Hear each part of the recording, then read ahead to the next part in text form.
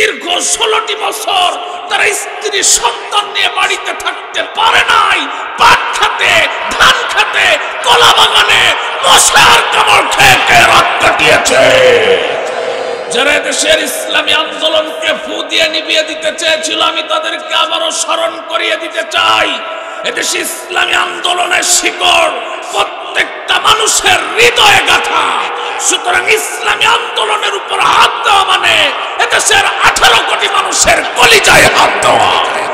সংগ্রামী ভাই ও বন্ধুরা, আবারও যদি সামনের দিনে কোন শকুনের দৃষ্টি ইসলামী আন্দোলন আর দেশের স্বাধীনতা সার্বভৌমত্বের উপর পড়ে, সেই দৃষ্টির মোকাবেলা করার জন্য যদি আমার মুগ্ধ আর সাইদের মতো বুলেটের সামনে বুক পেতে দিতে হয়, কারা কারা প্রস্তুত আছেন হাত তুলে দেখা।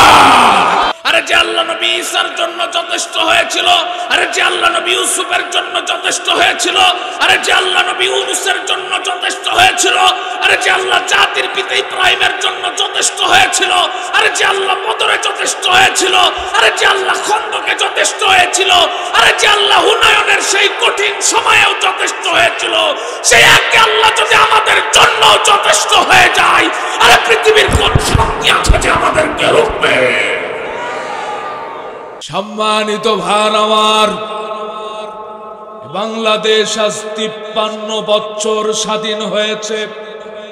এই 53 বছরের মধ্যে কি জাতি একটি রাত ধর্ষণ মুক্ত রাত উপহার পেয়েছে?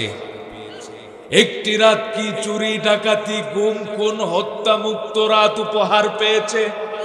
কেন পায় নাই? গবেষণা করে দেখলাম বাংলাদেশ আজ 53 বছর স্বাধীন হয়েছে। এই 53 বছরের মধ্যে একটিবারের জন্য কোনো হিন্দু আমার দেশের ক্ষমতার চেয়ারে বসে নাই, কোনো খ্রিস্টান বসে নাই, কোনো বৌদ্ধ বসে নাই, কোনো বিধর্মী বসে নাই। বারবার মুসলমানেরাই যায়, কিন্তু আজ পর্যন্ত আল্লাহর কোরআনের একটি বিধান এ জমিনে বাস্তবায়ন হয় নাই। স্বাধীনতার পর থেকে বাবা দেশ চালিয়েছে, কেমন লাগে তাও আমরা দেখেছি। স্বামী দেশ চালিয়েছে, কেমন লাগে তাও আমরা দেখেছি। আমি না দেখলেও আমার দাদা দেখিয়েছে। চাচা 9 বছর দেশ চালিয়েছে, কেমন লাগে তাও আমরা দেখেছি। ভাবি দেশ চালিয়েছে, কেমন লাগে তাও আমরা দেখেছি। বুবু 16টি বছরে দেশের মানুষকে জ্বালায়া পালায়া গেল, তাও আমরা দেখেছি। শুধু একটা জিনিস দেখার বাকি আছে, আল্লাহর কোরআন দিয়ে দেশ চললে কেমন লাগবে। এটা দেখতে চান কারা কারা? দুহাত তুলে দেখান তারা তারা।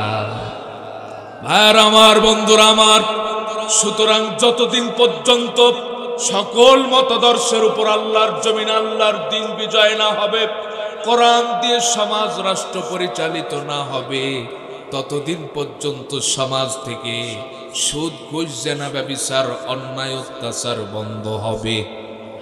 আরো আস্তে কোন হবে, কারণ কোরআনে চুরির সমাধান, হত্যার সমাধান, ধর্ষণের সমাধান আছে না নাই? আরো আস্তে কোন আছে না নাই? আল্লাহর কোরআন বলছেন, আয-যানিয়াতু ওয়াজ-যানি ফাজলিদু কুল্লা ওয়াহিদিন মিনহুমা মিআতা জালদা। আল্লাহর কোরআন বলছেন, জেনামুক্ত সমাজ যদি গড়তে চাও, জেনাকার আর জেনাকারিনীকে পাথর নিক্ষেপ করে দুনিয়ার বুক থেকে বিদায় করে দাও। আর যদি আমার দেশে জেনার বিচার এটা প্রতিষ্ঠিত থাকতো, 5 বছরের ছোট্ট মাসুম বাচ্চা থেকে শুরু করে 60 বছরের বৃদ্ধা ধর্ষিত হওয়া তো দূরের কথা, এদেশের দুষ্ট লম্পট যুবকদের স্বপ্নদোষ পর্যন্ত বন্ধ হয়ে যেত। একটা হারবালের ট্যাবলেটের দরকার হতো না।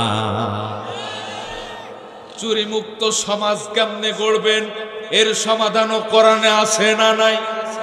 আরো আস্তে কোন আছে না নাই? আল্লাহর কোরআন বলছেন, আস-সারিকু ওয়াস-সারিকাতু ফাকতাউ আইদিয়াহুমা জাযাআম বিমা কাসাবা নাকালাম মিনাল্লাহ। আল্লাহর কোরআন বলছেন, চুরি মুক্ত সমাজ যদি গড়তে চাও, চোর এবং চুন্নিকে জনসম্মুখে হাত কেটে দাও। আমার দেশে যদি চোরের বিচার এটা প্রতিষ্ঠিত থাকতো, গরিব দুঃখী অসহায় মানুষের ত্রাণের চাল ডাল চুরি হতো না। নাকি দীর্ঘ 16 বছরে হয় নাই?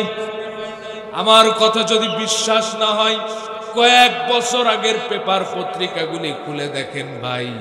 কুয়েত, সৌদি আরবে তেলের খনি পাওয়া যায় মাটির নিচে, আর করোনার দুঃসময়ে আমার দেশের জনগণ তেলের খনি পেল কিছু নেতার খাটের নিচে। আর যদি কোরআন দিয়ে চোরের বিচার ফয়সালা করা হতো, এদেশের জনগণ ব্রিজ কালভার্টের ভিতরে রডের বদলে বাঁশ দেখতো না।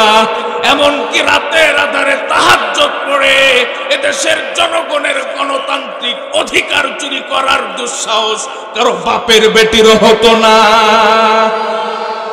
নাকি দীর্ঘ 16 বছরে এই চোর আপনাদের এলাকায় ছিল না? এমন ভাবে কথা বলছেন মনে হয়েছিল না। এই চোরের জন্য তো আজ পর্যন্ত ভোট দেওয়ার সৌভাগ্য আমার কিসমতে জোটে নাই। আমার মতো সৌভাগ্যবান ব্যক্তি এই মাহফিলে কে কে আছেন একটু হাত তুলে দেখান তো। আরে আল্লাহ, কোনে ওয়াজ করতেছি, হাত না। 41 সালের আগে কেউ আমাদের নৌকা ডোবাতে পারবে না। এখন তো নদীও আছে, পানিও আছে, মাগার চালাবার জন্য নৌকাও নাই, মাঝিও নাই। কথা কোন ঠিক কিনা? ও তুমি কেমন নৌকার মাঝি, এখন তোমার নৌকা চলে না। বুবু গো, ও তুমি কেমন নৌকার মাঝি, এখন তোমার নৌকা চলে না। ঠিক কিনা বলেন? তোমার নৌকার পাল ছিঁড়েছে তুমি তো জানো না, লগি বৈঠা ভেঙে গেছে খবর তো রাখো না। বুবু গো, ও তুমি কেমন নৌকার মাঝি, এখন তোমার নৌকা চলে না। ঠিক কিনা বলেন? সব খুনিদের বিচার বুবু হবে আনা আনা। ঠিক কিনা? সব খুনিদের বিচার বুবু হবে আনা আনা। আরে তোমার বিচার হবে বুবু পুরোই 16 আনা। বুবু গো, ও তুমি কেমন নৌকার মাঝি, এখন তোমার নৌকা চলে না। ঠিক কিনা বলেন? এই প্রত্যেকটা চোরের বিচার আমার বাংলার জমিনে দেখতে চাই। কথা বলেন ঠিক কিনা? সেই দিল্লি দাদা বাড়ির যে পালাক আর স্বামীর বাড়ি যে এই পালাক, সেখান থেকে ধরে নে এদেশের 18 কোটি তাওহীদি জনতার সামনে এই সমস্ত সন্ত্রাসীদের বিচার ফয়সালা করতে হবে। আর যদি সূরা আল মাইদার 38 নম্বর ধারা অনুযায়ী দেশের জজ কোর্ট আর সুপ্রিম কোর্টের সামনে এই সমস্ত চোরগুলির হাত কেটে দেওয়া হয়, যে দেশের ধনী মানুষের 5 তলা থেকে ছুঁড়ে ফেলে দেওয়া পচা খাদ্য গরিব মানুষের ডাস্টবিনের কুত্তার সঙ্গে ভাগাভাগি করে খায়, যে দেশের ছোট্ট ছোট্ট মাসুম বাচ্চাগুলি সামান্য একটি কম্বলের অভাবে রাজপথে মারা যায়, যে দেশের মা বোনেরা সামান্য 50 টাকার বিনিময়ে তাদের ইজ্জতকে বিক্রি করে খায়, এদেশে সিডিসিএসপি আমলা কামলা সচিব আর মিনিস্টার হবার পরে কলমের খোঁচায় কোটি কোটি টাকা দুর্নীতি করে খেয়েছে। আর যদি সূরা আল মাইদার 38 নম্বর ধারা অনুযায়ী এদেশের জজ কোর্ট আর সুপ্রিম কোর্টের সামনে এই সমস্ত চোরগুলির হাত কেটে দেওয়া হয়, আর দেশের সমস্ত চ্যানেল স্যাটেলাইট গুলি যদি তা বারবার দেখায় আর প্রচার করে, সিলেট সুনামগঞ্জ কলাউড়া নয়, টেকনাফ থেকে তেতুলিয়া নয়, রূপসা থেকে পাথুরিয়া নয়, আগামী দিনে শাহজালালের ভূখণ্ডে এদেশের মানুষের গণতান্ত্রিক অধিকার চুরি করার দুঃসাহস করা হবে না। আর আমার বন্ধুরা, আমার আল্লাহর নবী বলেছেন, মান তামাসসাকা বিসুন্নতি ইনদা ফাসাদি উম্মতি ফালাহু আজরু মিয়াতি শাহিদ। আমার উম্মতের যখন দুরবস্থা হবে, এখন উম্মতের দুরবস্থা নাকি ভালো অবস্থা? এই দুরবস্থার সময় আমার যে উম্মত আমার একটি মৃত সুন্নাতকে জিন্দা করতে পারবে, এর আমলনামায় 1-2টা নয় 100 গলা কাটা শহীদের সওয়াব দান করা হবে। চিন্তা করলাম, আল্লাহ কি সেই মৃত সুন্নাত খাওয়ার শেষে মিষ্টি খাওয়া সুন্নাত, এটা তো একেবারে মরে যায়নি। কেউ খায়, ডায়াবেটিক্সের রোগীরা না হয় খায় না।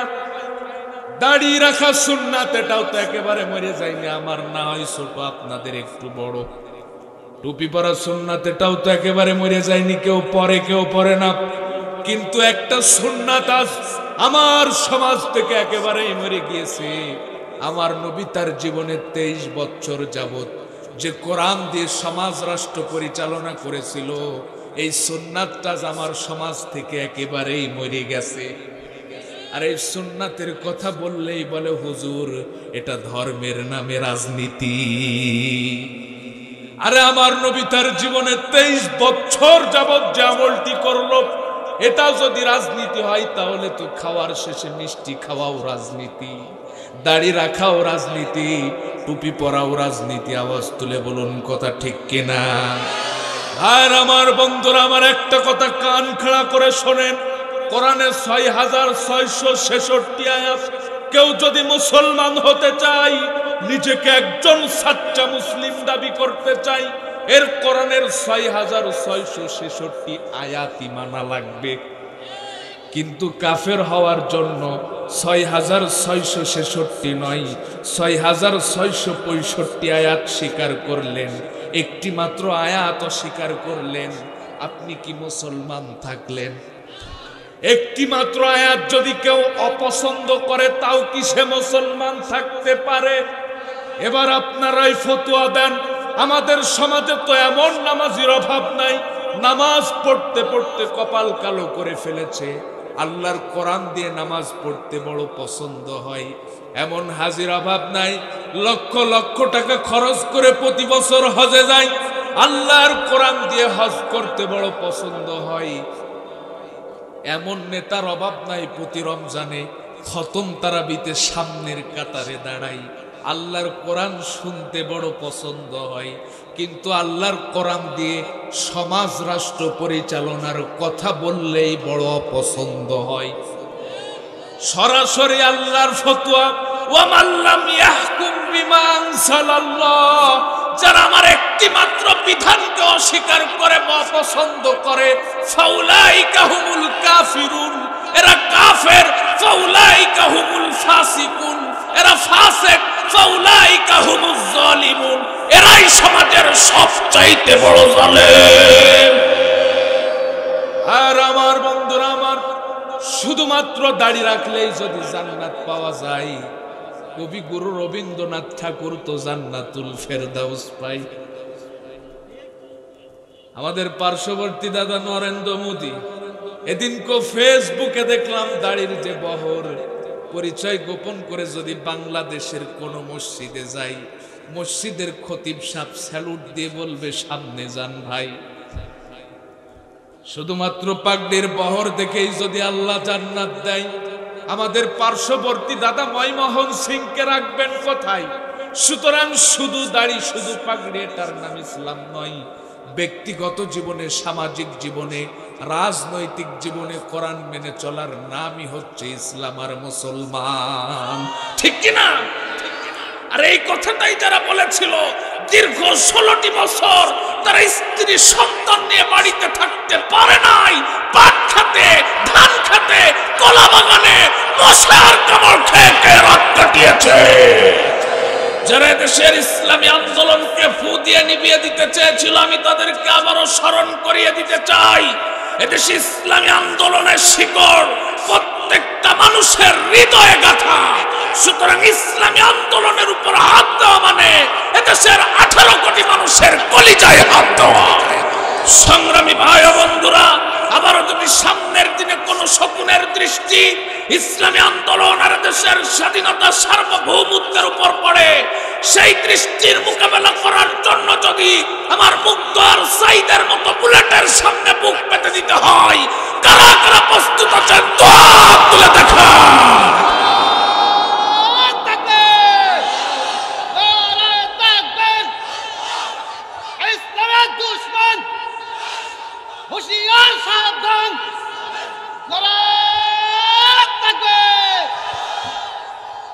আর আমার বন্ধুরা, আমার এই দিন প্রতিষ্ঠার আন্দোলন সাহাবারা কিভাবে করেছিল লক্ষ্য করে শুনুন। আল্লাহর নবীর একজন অন্ধ সাহাবী নাম আব্দুল্লাহ ইবনে উম্মে মাখদুম রাদিয়াল্লাহু তাআলা আনহু।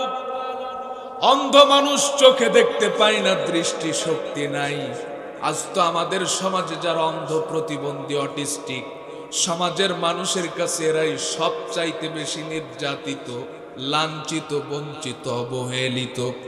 কিন্তু আল্লাহর নবীর অন্ধ সাহাবী আব্দুল্লাহ ইবনে উম্মে মাখদুম রাদিয়াল্লাহু তাআলা আনহু জমিনে দিন প্রতিষ্ঠার আন্দোলন করেছিল, যার কারণে আল্লাহর এতটাই প্রিয় মাহবুব বান্দা হয়েছিল, যার ব্যাপারে আল্লাহ কোরআনে 1-2টা নয় 16টি আয়াতি নাজিল করেছে।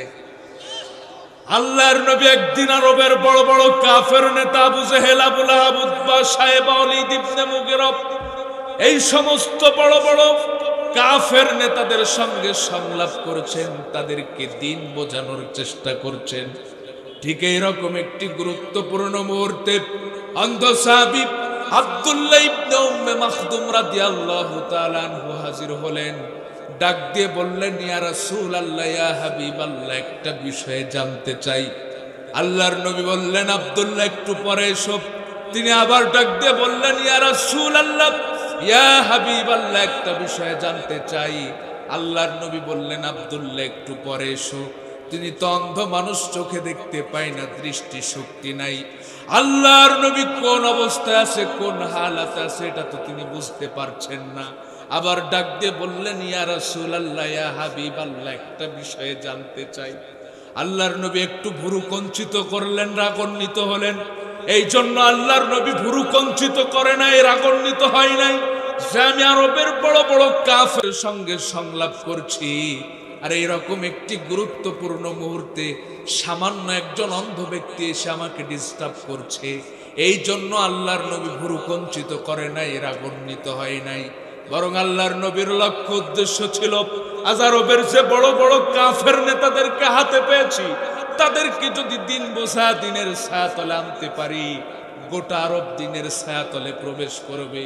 কিন্তু আব্দুল্লাহ ইবনে উম্মে মাখদুম তো আমার কাছের মানুষ, তার প্রশ্নের জবাব তো আমি কিছুক্ষণ পরেও দিতে পারবো। আল্লাহর নবীর লক্ষ্য উদ্দেশ্য ছিল এটা। সঙ্গে সঙ্গে আল্লাহ কোরআনের আয়াত নাজিল করলেন, আবাসা ওয়া তাওয়াল্লা আন জাআহুল আ'মা। জোরে জোরে বলুন আল্লাহু আকবার। সঙ্গে সঙ্গে আল্লাহ কোরআনের আয়াত নাজিল করে বললেন, নবী হে, আপনি কেন ভুরু কঞ্চিত করেন, রাগান্বিত হন? এটা তো উপদেশ বাণী, যার ইচ্ছা সেখান থেকে উপদেশ গ্রহণ করবে, যার ইচ্ছা সে গ্রহণ করবে না। কিন্তু যেখান থেকে উপদেশ গ্রহণ করতে চাই, নবী হে, আপনি কেন তার উপর ভুরু কঞ্চিত করেন, রাগান্বিত হন? এইরকম ভাবে অন্ধ সাহাবী আব্দুল্লাহ ইবনে উম্মে মাখদুমের ব্যাপারে আল্লাহ কোরআনে 1-2টা নয় 16টি আয়াত নাজিল করেছে। আমার মনে বড় কৌতূহল জাগলো, প্রশ্ন জাগলো যে অন্ধ সাহাবী আব্দুল্লাহ ইবনে উম্মে মাখদুম কি এমন আমল করত যে তার ব্যাপারে আল্লাহ কোরআনে 1-2টা নয় 16টি আয়াত নাজিল করলো। আমি তার জীবনী পড়া শুরু করলাম, তার জীবনী স্টাডি করতে করতে অবাক হলাম। এক পর্যায়ে তার ইমানি জজবা দেখে বাকরুদ্ধ হয়ে পড়লাম। হযরত ওমরের জামানায় মুসলমানরা গাজওয়ায়ে কাদেসিয়ায় যুদ্ধের ময়দানে যাওয়ার জন্য প্রস্তুত হচ্ছে, এই সংবাদ অন্ধ সাহাবী আব্দুল্লাহ ইবনে উম্মে মাখদুমের কানে পৌঁছানো মাত্রই দৌড়াইতে দৌড়াইতে হযরত ওমরের দরবারে হাজির হলেন। ডাক দিয়ে বললেন, আমিরুল মুমিনিন, খলিফাতুল মুসলিমিন ওমর, আমার কানে সংবাদ এসেছে মুসলমানরা গাজওয়ায়ে কাদেসিয়ায় যুদ্ধের ময়দানে যাওয়ার জন্য প্রস্তুত হচ্ছে। ওমর, আজ আমি তোমার দরবারে একটা দরখাস্ত নিয়ে এসেছি, আমার দরখাস্ত মঞ্জুর করা লাগবে। হযরত ওমর বললেন, আব্দুল্লাহ, তোমার দরখাস্ত পেশ করো। অন্ধ সাহাবী আব্দুল্লাহ ইবনে উম্মে মাখদুম ডাক দিয়ে বললেন, আমিরুল মুমিনিন, খলিফাতুল মুসলিমিন ওমর, আল্লাহর নবী যখন এই পৃথিবীতে জীবিত ছিল, সাহাবাদেরকে নিয়ে যখন যুদ্ধের ময়দানে যেত, আমি দয়ার নবী, মায়ার নবীর সামনে দাঁড়িয়ে বলতাম, নবী গো, আমিও যুদ্ধের ময়দানে যেতে চাই। দয়ার নবী, মায়ার নবী আমার মাথায় হাত বুলাইয়া মসজিদে নববীর ইমামতির দায়িত্ব দিয়ে যেতেন, আর বলতেন, আব্দুল্লাহ, মদিনার যত অসুস্থ মানুষ আছে, যত বৃদ্ধ মানুষ আছে, যত ছোট ছোট মাসুম বাচ্চা আছে, তুমি তাদের দেখাশোনা করবা, তাদের ইমামতির দায়িত্ব পালন করবা। দয়ার নবী মায়ার নবী আমার মসজিদে নববীর ইমামতির দায়িত্ব দিয়ে যুদ্ধের ময়দানে যেতেন। যুদ্ধের ময়দান থেকে যখন ফিরে আসতো আমার কানে সংবাদ পৌঁছাতো ওই যুদ্ধের ময়দানে আমার অনেক বন্ধু অনেক সাথী শাহাদাত বরণ করে আল্লাহর জান্নাতের নাজ নিয়ামত উপভোগ করছেন। আবার আমার অনেক বন্ধু অনেক সাথী যুদ্ধের ময়দান থেকে গাজী হয়ে ফিরে এসে আমলের পাল্লাটা ভারী করেছেন। ও মোর, আমার মনে বড় কষ্ট, আমার মনে বড় ব্যথা, আমি এই সমস্ত নিয়ামত থেকে বঞ্চিত। ও মোর, আজ আমি তোমার দরবারে এসেছি, আমাকে গাজওয়ায়ে কাদেসিয়ায় যুদ্ধের ময়দানে নিয়ে যাওয়াই লাগবে, কোনো রকম ফেরানো যাবে না। যুদ্ধের ময়দানে গেলে কি প্যাকেট প্যাকেট বিরিয়ানি পাওয়া যায়, 500 টাকা করে হাদিয়া পাওয়া যায়, নাকি হাত যায়, পা যায়, চোখ যায়, রক্ত যায়, এমনকি জীবন পর্যন্ত যায়? এটা কি অন্ধ সাহাবী আব্দুল্লাহ ইবনে উম্মে মাকতুম জানতেন না? আর আস্তে কোন জানতেন না? হযরত ওমর তার আগ্রহ দেখে তার দরখাস্ত মঞ্জুর করলেন আর ডাক দিয়ে বললেন, ও আব্দুল্লাহ, বুঝলাম তুমি যুদ্ধের ময়দানে যাবা, কিন্তু তুমি তো অন্ধ মানুষ, তীর চালাতে পারো না, তরবারি চালাতে পারো না, শত্রু পক্ষের কোন আক্রমণকে মোকাবেলা করতে পারবা না। তুমি যুদ্ধের ময়দানে যে করবাটা কি, তোমার কাজটা কি? অন্ধ সাহাবী আব্দুল্লাহ ইবনে উম্মে মাকতুম জবাব দিলেন, আমিরুল মুমিনিন খলিফাতুল মুসলিমিন ওমর, জানতাম আপনি এই প্রশ্নটাই করবেন, যার কারণে উত্তরটা আমি অনেক আগেই সাজিয়ে রেখেছি। ওমর, জানি আমি অন্ধ মানুষ, যুদ্ধের ময়দানে তীর চালাতে পারবো না, তরবারি চালাতে পারবো না, শত্রুপক্ষের কোন আক্রমণকে মোকাবেলা করতে পারবো না। কিন্তু ওমর, মুসলমানরা যখন গাজওয়ায়ে কাদেসিয়ায় যুদ্ধের ময়দানে নামবে, কালেমার পতাকাটা যেন আমার হাতে তুলে দেয়, কথা দিলাম যতক্ষণ পর্যন্ত আমার শরীরে রক্ত থাকবে কালেমার পতাকা জমিনে পড়তে দেব না।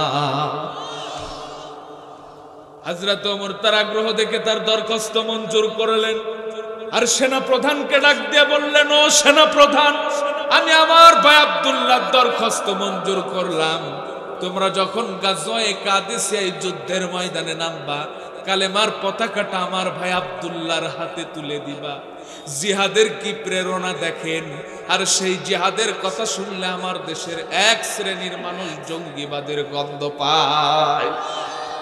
ইসলামে জিহাদ হচ্ছে ফরজ আর জঙ্গিবাদ হচ্ছে হারাম। অসহায় মানুষের উপর নির্যাতন করার নাম জিহাদ নয়। যারা নিজেদের অধিকার আদায়ের জন্য আল্লাহর জমিনে আল্লাহর দ্বীন প্রতিষ্ঠার জন্য রাজপথে সংগ্রাম করে, তাদেরকে লগি বইটা দিয়ে পিটিয়ে পিটিয়ে হত্যা করার নাম জিহাদ নয়। জাতির শ্রেষ্ঠ সন্তান আলেমদেরকে যুগের পর যুগ আয়না ঘরের ভিতরে বন্দি করে শহীদ করার নাম জিহাদ নয়, এটার নামই হচ্ছে জঙ্গিবাদ। জিহাদ হচ্ছে অন্যায় যেখানে, প্রতিরোধ সেখানে, ঠিক কিনা? আরে জিহাদ তো সন্ত্রাসের প্রতিশব্দ হিসেবে আসে নাই। আরে জিহাদ তো এসেছে সন্ত্রাসকে দমাতে। আরে জিহাদ তো এসেছে মাজলুমের চোখের পানি মুছে দিতে। আরে জিহাদ তো এসেছে যে কুফর আর শিরক ইসলামকে নিশ্চিহ্ন করতে চাই, সেই কুফর আর শিরককে চরম শিক্ষা দিতে। আরে জিহাদ তো এসেছে ইজ্জত হারা মায়ের ইজ্জত ফিরিয়ে দিতে। আরে জিহাদ তো এসেছে বাবাহারা সন্তান কাটলে নিতে। আরে জিহাদ তো এসেছে দেশের মসজিদ আর মাদ্রাসার অধিকার আর মর্যাদাকে সুনিশ্চিত করতে। আরে জিহাদ তো এসেছে আল্লাহর জমিনে আল্লাহর দ্বীন প্রতিষ্ঠা করতে। বলে জিহাদের কথা শুনলে কেন এত চুলকায়? আমরা কই জিহাদ, এরা শুনে জঙ্গিবাদ। আছে না নাই? ইসলাম কোন জঙ্গি ধর্ম নয়, ইসলাম কোন জঙ্গি ধর্ম নয়। ওরে ইসলামের ওই শত্রু যারা, ওরে ইসলামের ওই শত্রু যারা, তারাই জঙ্গি হয়। ইসলাম কোন জঙ্গি ধর্ম নয়, ইসলাম কোন জঙ্গি ধর্ম নয়, ঠিক না বলেন? আর আমার বন্ধুরা, আমার এই দিন প্রতিষ্ঠার আন্দোলন সাহাবারা কিভাবে করেছিল, কয়টা দৃষ্টান্ত দিলে আপনার বিবেক জাগ্রত হবে। আল্লাহর নবী বদরের ময়দানে রোজা অবস্থায় সাহাবাদেরকে নিয়ে হাজির হলেন। আল্লাহর নবী বললেন, ও আমার প্রাণের সাহাবারা তোমরা রোজা ভাঙো, কারণ শারীরিকভাবে শক্তি অর্জন না করতে পারলে যুদ্ধ করতে পারবে না। সাহাবাদের রোজা ভাঙার সাহস হয় না। আল্লাহর নবী নিজে এক গ্লাস পানি খেয়ে রোজা ভাঙলেন। আল্লাহু আকবার। খন্দকের ময়দানে সাহাবারা খন্দক খনন করছে, নামাজের ওয়াক্ত চলে এসেছে, সাহাবারা নামাজের জন্য প্রস্তুত হচ্ছে। আল্লাহর নবী বললেন, ও আমার প্রাণের সাহাবারা, নামাজ ছাড়ো, আগে খন্দক খনন করো। আল্লাহর নবী যুদ্ধের ময়দানে যাচ্ছেন, একজন মহিলা সাহাবা তার কোলের সন্তানকে এনে বলছে, ইয়া রাসূলুল্লাহ, ইয়া হাবিবাল্লাহ, আমার কোলের সন্তানটাকে যুদ্ধের ময়দানে নিয়ে যান। আল্লাহর নবী বললেন, ও মহিলা, তোমার কি মাথা নষ্ট হয়ে গিয়েছে? যুদ্ধের ময়দানটা কি খেলার মাঠ নাকি যে তোমার কোলের সন্তানকে নিয়ে যেতে বলছো? মহিলা জবাব দিলেন, ইয়া রাসূলুল্লাহ, ইয়া হাবিবাল্লাহ, আমি জানি যুদ্ধের ময়দানটা কোনো খেলার মাঠ নয়, কিন্তু নবী হে, আমার সন্তানকে যুদ্ধের ময়দানে নিয়ে যাবেন, কাফের মুশরিকরা তীর তরবারির আঘাত করবে, আমার সন্তানকে ঢাল স্বরূপ ব্যবহার করবেন, আমার সন্তান শহীদ হবে, কিয়ামতের দিন আমি শহীদের মা হয়ে আল্লাহর দরবারে দাঁড়াবো। আরে যে ইসলামে জিকির আছে, এক ইসলামে তো জিহাদও আছে। আরে যে ইসলামে তায়েফ আছে, এক ইসলামে তো বদর আছে। আরে যে ইসলামে মক্কা ছাড়ার ইতিহাস আছে, এক ইসলামে তো মক্কা বিজয়ের ইতিহাসও আছে। আরে যে ইসলামে দিনের পর দিন গুহায় আত্মগোপনে থাকার ইতিহাস আছে, এক ইসলামে তো জিহাদের ময়দানে রক্ত ঝরানোর ইতিহাসও আছে। আরে যে ইসলামে নিজের জীবন বাজি রেখে অন্যের জীবনের নিরাপত্তা দেওয়ার ইতিহাস আছে, এক ইসলামে তো প্রয়োজনে আল্লাহর দ্বীনের জন্য অন্যের জীবন ছিনিয়ে নেওয়ার ইতিহাস আছে। তুমি মিসওয়াক করা ফজিলত তো জানো, খাবার শেষে মিষ্টি মুখের হাদিসটাও মানো, শুধু হক কথাটা উচ্চ স্বরে বলতে পারো না, অন্যায় দেখে বারুদ হয়ে জ্বলতে পারো না, শুধু হক কথাটা উচ্চ স্বরে বলতে পারো না, অন্যায় দেখে বারুদ হয়ে জ্বলতে পারো না। কেমন মুসলমান তুমি একটু ভাবো না, কেমন তোমার ঈমান একটু বলো না। তুমি মিসওয়াক করা ফজিলত তো জানো, খাবার শেষে মিষ্টি মুখের হাদিসটাও মানো। ঠিক কিনা বলেন?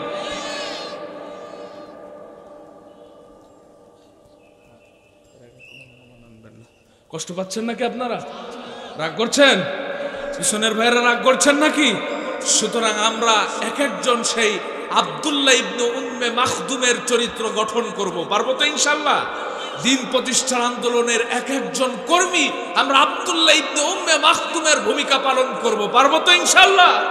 আজ তো আমার যুবকদের চরিত্র নষ্ট করার জন্য কত ষড়যন্ত্র আর চক্রান্ত চলছে, আপনারা কল্পনাও করতে পারবেন না। ঠিক কিনা বলেন? কারণ দিন প্রতিষ্ঠার জন্য যুবকদের রক্ত, ধনীদের অর্থর প্রয়োজন। ঠিক কিনা বলেন? আজ আমার যুবকদের চরিত্র নষ্ট করার জন্য কত গভীর ষড়যন্ত্র আর চক্রান্ত চলছে, কল্পনাও করতে পারবেন না। এদেশের সর্বোচ্চ বিদ্যাপীঠগুলি যেখানে জাতির চরিত্র গঠনের শিক্ষা দেওয়া হয়, সেই সর্বোচ্চ বিদ্যাপীঠগুলিতে রাসূলের জীবনীকে ছুঁড়ে ফেলে দিয়ে ট্রান্সজেন্ডার আর দারুইনের মতবাদ শিক্ষা দেওয়া হয়। যার কারণে দেশের সর্বোচ্চ বিদ্যাপীঠগুলিতেও ধর্ষণের সেঞ্চুরি হয়, বাবার সামনে তার কন্যা ধর্ষিত হয়। এদেশের সর্বোচ্চ বিদ্যাপীঠগুলিতে গেলে তো লজ্জায় মাথা নিচু হয়ে যায়। গাছের গোড়ায়, গাছের মাজায়, গাছের আগায় সব কবুতরের বাচ্চার মতো জোড়াই জোড়াই। কার্তিক মাসের কুত্তার লজ্জা শরম আছে, কিন্তু এদের কোনো লজ্জা শরম নাই।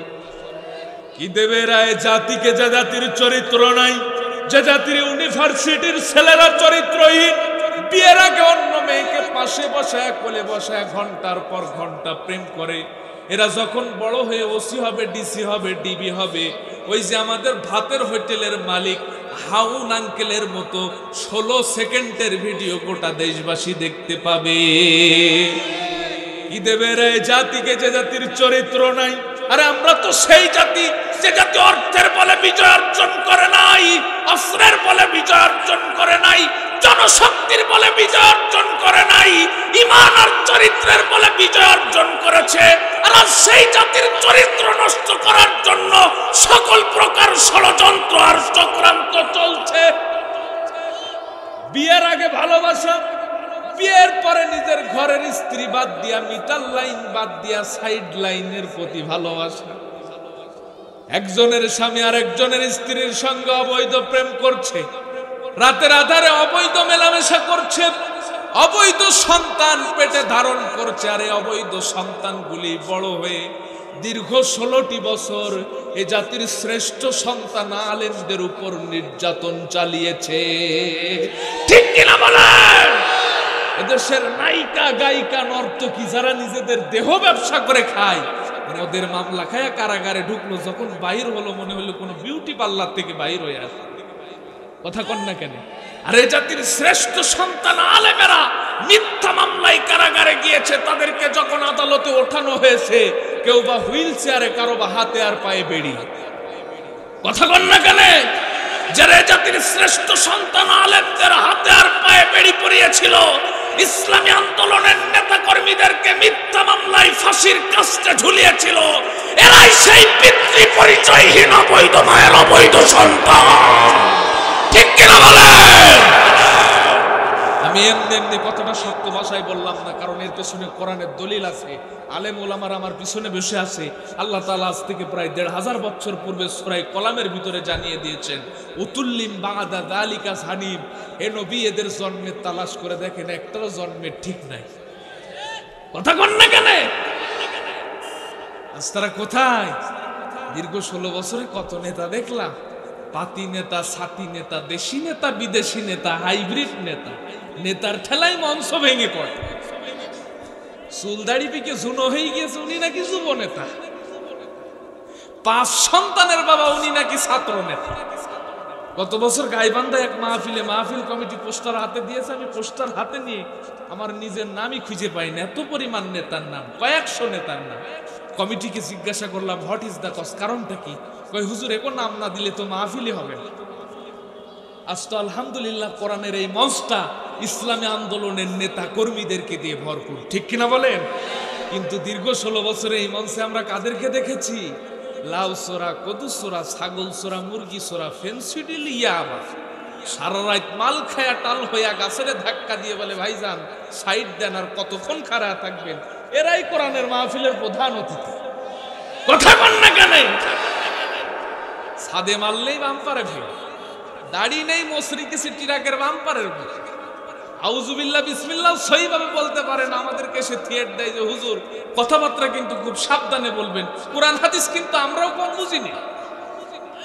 কথা কন না কেন? এদের যন্ত্রণায় কোরআনের মাহফিল তো অনেক পরের কথা। এদেশের মসজিদের ইমামেরাও মসজিদের মেম্বার থেকে কোরআনের হক কথাগুলি বলতে পারে না। কারণ এরা তো মসজিদেরও সভাপতি ছিল, নাকি আপনাদের এলাকায় ছিল না? আরে আমার এলাকার কথা বলছি। সারা মাস খোঁজ নাই, যেদিন ইমাম সাহেবের বেতন দেওয়ার সময় হয় 180 টাকা গজের পাঞ্জাবি গায়ে দিয়ে মসজিদে যাই, দেখলে মনে হয় জান্নাত থেকে পালিয়ে এসেছে। সেই রকম ডাটে যে কয়, ইমাম সাহেব ঠিক মতো আজানও দেন না, নামাজও পড়ান না, বেতনও তো কম নেন না। ইমাম সাহেব মনে মনে কয়, খাটাস করতে গেলে মরে না কেন? ইমামের বেতন 3000 টাকা, বেচারা করবে কি? বাগুন খায় আর চুলকায়। বোঝেন নাই? বাগুনা খায় আর চুলকায়, চুলকাইতে পিছনে লুঙ্গি গেছে ছিঁড়ে, সেজদায় যখন যাই বড় ভয়ানক অবস্থা তৈরি হয়। এই সভাপতি কিছু মুসল্লি নিয়ে ঝিনাইদহ মুফতি সাহেবের কাছে গেছে ফতোয়া দিতে, যে মুফতি সাহেব, আমাদের ইমাম সাহেব যখন সেজদায় যায় বড় ভয়ানক অবস্থা তৈরি হয়, এবার আপনি ফতোয়া দেন, এই ইমামের পিছনে কি আমাদের নামাজ হয়? মুফতি সাহেব বড় চালাক মানুষ, কয় ইমামের বেতন কত? কয় 3000 টাকা। করোনার সময় দিতাম 2000 টাকা, কারণ মুসল্লিও কম, বেতনও কম। মুফতি সাহেব কয়, তোমাদের মতো মুসল্লির নামাজ পড়াতে লুঙ্গি লাগবে, এটা কোন কিতাবে আছে? কথা বলেন। ইনারাই কোরআনের মাহফিলের প্রধান অতিথি আর মসজিদের সভাপতি। ঠিক কিনা? আজ তারা কোথায়? ছোট্ট একটা গল্প মনে পড়ে গেল, শোনাবো আপনাদের। রাগ করছেন নাকি আপনারা? এক রাজার এক বিশাল সুটাম দেহের শক্তিশালী হাতি ছিল। এখন রাজার হাতি তো বোঝেন তো, খাওয়া দাওয়া আদর যত্ন কোনো কিছুর কমতি নাই। সুঠাম দেহের বিশাল শক্তিশালী হাতি। এখন রাজা একদিন তার হাতি পরিদর্শন করতে যেয়ে দেখে ছোট্ট একটা কুনো ব্যাঙ। কুনো ব্যাঙ চিনেন আপনারা? এই ছোট্ট একটা কুনো ব্যাঙ লাফ দিয়া দিয়া তার হাতিরে লাথি দেয়। তো রাজার মনে বড় কৌতূহল জাগলো যে ও সামান্য একটা কুনো ব্যাঙ হইয়া আমার এই বিশাল সুঠাম দেহের শক্তিশালী হাতিরে লাথি দেয়, এ সাহস ও পেল কোথায়? রাজা বিষয়টা ক্লিয়ার ভাবে বুঝবার জন্য, জানবার জন্য কুনো ব্যাঙের কাছে যেয়ে দেখে কুনো ব্যাঙ যেই জায়গায় বসে আছে ওর পাছার নিচে একটা স্বর্ণের কয়েন। কিসের কয়েন? রাজা বুঝতে পারলো, আচ্ছা তাহলে এই পাওয়ারে তুমি আমার হাতিরে লাথি দাও, কিন্তু বেটা একটা বারের জন্য চিন্তা করো না, আমার হাতি যদি তোরে পা দিয়ে একটা পাড়া দেয় তোর অস্তিত্বই থাকবে না। ঠিক কিনা বলেন? ঠিক তদ্রূপ আজকের দিনেও যারা ওই দিল্লির দাদা বাবুদের পরে ইসলামী আন্দোলনের মতো সুমহান শক্তির অস্তিত্ব বিলিয়ে দিতে চেয়েছিল, আজ তাদের অস্তিত্বই বিলীন হয়ে গেছে। ইসলামী আন্দোলন এদেশে মাথা উঁচু করে দাঁড়িয়ে আছে। তারা কোথায়? আরে ওদের সারা দেশটা কেমন লাগে ফাঁকা ফাঁকা। আরে ওদের সারা দেশটা কেমন লাগে ফাঁকা ফাঁকা। আরে আইন মন্ত্রী আটকে গেল আইনের ওই ফাঁকে, দাড়ি ছাড়া দরবেশেরই ভণ্ড ভণ্ড লাগে। আরে আইন মন্ত্রী আটকে গেল আইনের ওই ফাঁকে, দাড়ি ছাড়া দরবেশেরই ভণ্ড ভণ্ড লাগে। আরে শুনছি কত নেতা নেত্রী, আরে শুনছি কত নেতা নেত্রী খাইতেছে ভাই ডান্ডা। বিচারপতি কালামানিকের ফাটিয়েছে নাকি আন্ডা। আরে বিচারপতি কালামানিকের ফাটিয়েছে নাকি আন্ডা। আরে ওদের সারা দেশটা কেমন লাগে ফাঁকা ফাঁকা। ঠিক কিনা? আরে কোথায় গেল সংসদে ওই মমতাজের গান? আরে কোথায় গেল হযরত বলা স্বামী মুসলমান? ঠিক কিনা? আরে কোথায় গেল সংসদে ওই মমতাজের গান? আরে কোথায় গেল হযরত বলা স্বামী মুসলমান? আরে কোথায় গেল আরাফাত আর ব্যারিস্টার সুমন? কথা বলার সময় তারা করে নিয়োজন। আরে ওদের সারা দেশটা কেমন লাগে ফাঁকা ফাঁকা। ঠিক কিনা বলেন? আজ কোথায় গেল তাদের অস্তিত্ব? সুতরাং আমাদের সেই আব্দুল্লাহ ইবনে উম্মে মাকদুমের ভূমিকা পালন করতে হবে। পারবো তো ইনশাআল্লাহ? আর আমাদের আদি পিতাও নবী, জাতির পিতাও নবী। আরে নবীর রক্ত আমাদের শরীরে প্রবাহিত। আরে নবীর রক্ত গায়ে নিয়ে তার বাতিলের সামনে মাথা নত করতে পারি না। আরে জান দিতে পারি কিন্তু ঈমান দিতে পারি না। আরে নবীর রক্তই তো আমাদেরকে শিখিয়েছে এই মাথা সর্বদাই উপরে থাকবে। যদি নত হতে হয় এক আল্লাহর সামনেই নত হবে, তাছাড়া পৃথিবীর কোন শক্তির সামনে এই মাথা নতি স্বীকার করবে না। আরে কিসের ভয়? আমাদের জন্য তো এক আল্লাহই যথেষ্ট। আরে যে আল্লাহ নবী মুসার জন্য যথেষ্ট হয়েছিল, আরে যে আল্লাহ নবী ঈসার জন্য যথেষ্ট হয়েছিল, আরে যে আল্লাহ নবী ইউসুফের জন্য যথেষ্ট হয়েছিল, আরে যে আল্লাহ নবী ইউনূসের জন্য যথেষ্ট হয়েছিল, আরে যে আল্লাহ জাতির পিতা ইব্রাহিমের জন্য যথেষ্ট হয়েছিল, আরে যে আল্লাহ বদরে যথেষ্ট হয়েছিল, আরে যে আল্লাহ খন্দকে যথেষ্ট হয়েছিল, আরে যে আল্লাহ হুনায়নের সেই কঠিন সময়েও যথেষ্ট হয়েছিল, সেই এক আল্লাহ যদি আমাদের জন্য যথেষ্ট হয়ে যায়, আরে পৃথিবীর কোন শক্তি আছে যে আমাদেরকে রুখবে? এই জন্য আমরা সেই ভূমিকা পালন করতে পারবো তো ইনশাআল্লাহ? কারা কারা পারবো একটু দুহাত তুলে তাকবীর দেন দেখি। লিল্লাহে তাকবীর, লিল্লাহে তাকবীর। আল কোরআনের আলো সংসদে জালো,